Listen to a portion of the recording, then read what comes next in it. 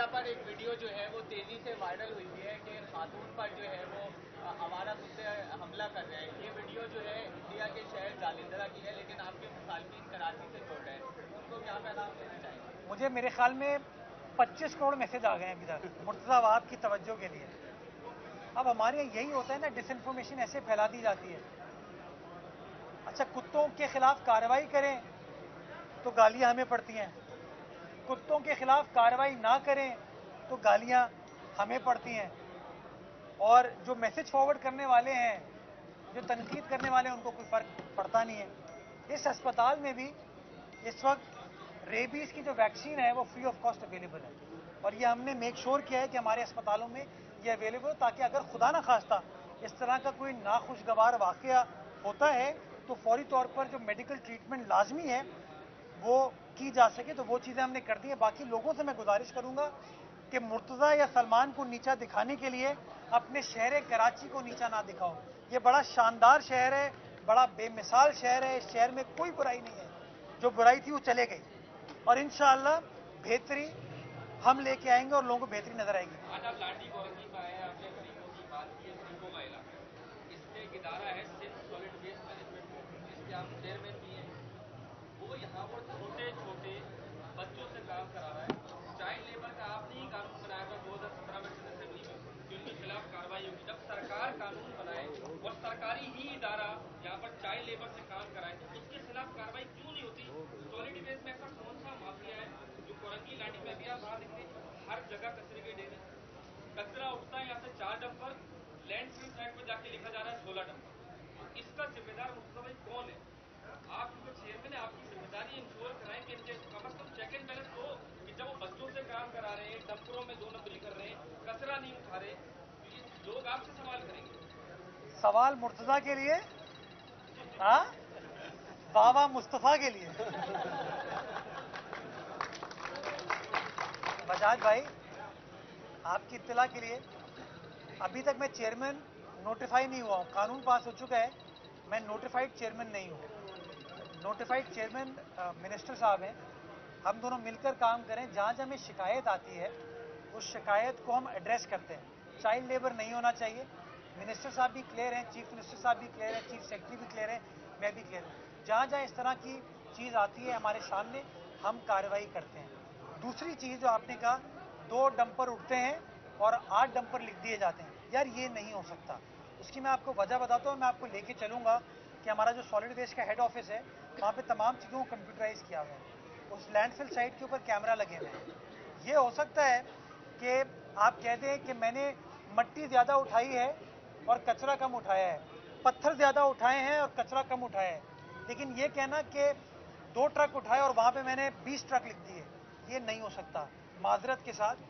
लेकिन आपने जो ये बात कही है, इसमें मैं और आप साथ बैठ जाएंगे, मैं आपको दिखाऊंगा जहाँ पर भी आप इदारे की तस्हीह कर सकते हैं कि निज़ाम को बेहतर बनाया जा सकता है। मैं आपके साथ हूँ, इसमें कोई बुराई नहीं है।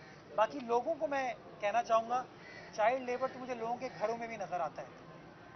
हम लोग घरों में अपने बच्चों की खिदमत करने के लिए किसी और बच्चे को भी हायर करते हैं, जो कि मैं समझता हूँ गैर मुनासिब चीज़ है।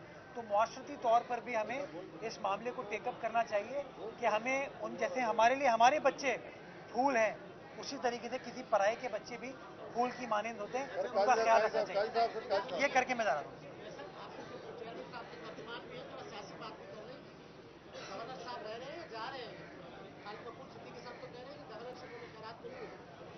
अच्छा यार, चेयरमैन साहब को तो गवर्नर नहीं लगाना, गवर्नर नहीं, गवर्नर जो है वो लगाना है वज़ीर आज़म पाकिस्तान को।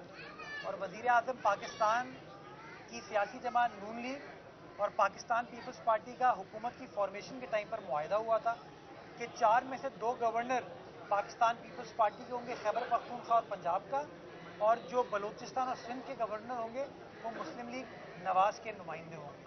तो हम उस उसूली मौक़िफ़ पर आज भी कायम हैं। अब आया वज़ीर आज़म साहब फैसला करते हैं नहीं करते, रोज़ हमें कोई खबर मिलती है। मुझे नहीं पता गवर्नर साहब की छुट्टी हो रही है नहीं हो रही, खालिद मकबूल साहब ये बात क्यों कर रहे हैं, निहाल हाशमी साहब क्यों एक्टिव हो रहे हैं, फैसल वाडा साहब क्यों प्रेस कॉन्फ्रेंसेस कर रहे हैं। इसका बेहतर जवाब आपको लोगों से मिल सकता है। मेरा मानना यह है कि आज की तारीख 17 दिसंबर को कामरान पिसोरी साहब गवर्नर हैं, तो मैं आज भी उनका एहतराम करूंगा और कल अगर वो गवर्नर नहीं रहेंगे तब भी उनका एहतराम करूंगा, मेरा उनसे एक ज़ाती रिश्ता है।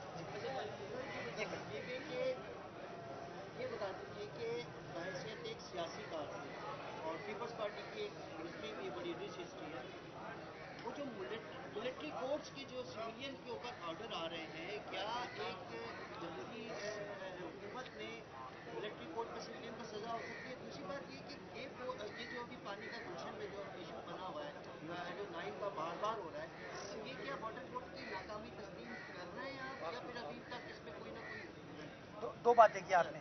देखिए, हमें पता नहीं क्यों हम अपने नज़रिए को या अपने सवाल को हालात पर मबनी कर देते हैं।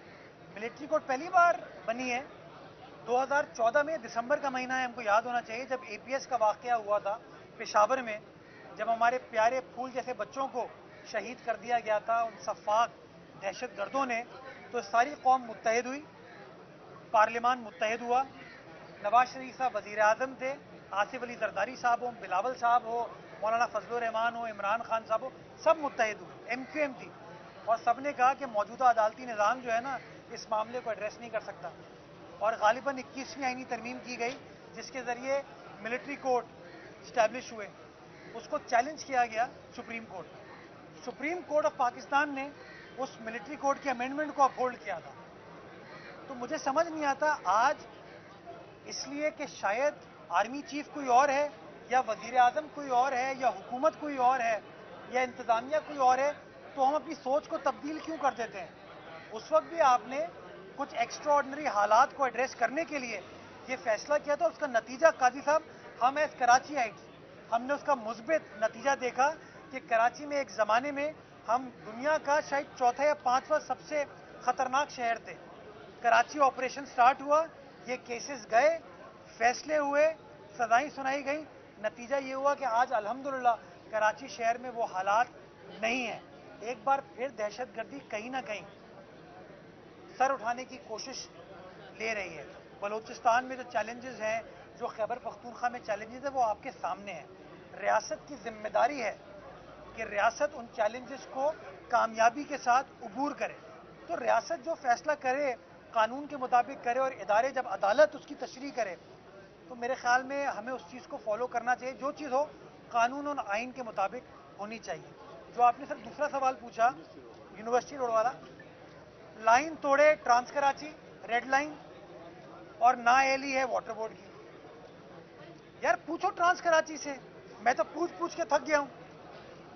यूनिवर्सिटी रोड 3 साल से खुदी हुई है, KMC ने खोदी है, वाटर बोर्ड ने खोदी है, वो उस कंपनी ने खोदी है।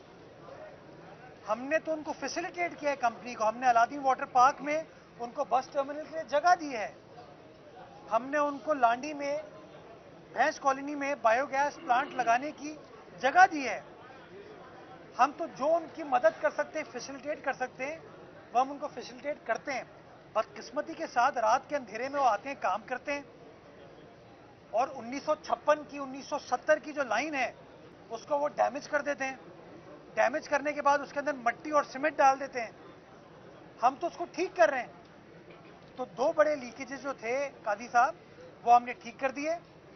3 छोटे लीकेजेस जो है हमने ठीक नहीं किए थे। उसकी वजह है, वो वजह ये थी कि चूंकि 10 रोज से पानी बंद था, लोग तकलीफ में थे, तो वाटर बोर्ड ने फैसला ये किया कि चूंकि बड़े लीकेजेस हमने एड्रेस कर लिए, हम पानी की रवानी को, पानी की निकासी को खोल देते हैं अभी, और ये जो छोटे लीकेजेस हैं इसको हफ्ते बाद हम एड्रेस कर लेंगे।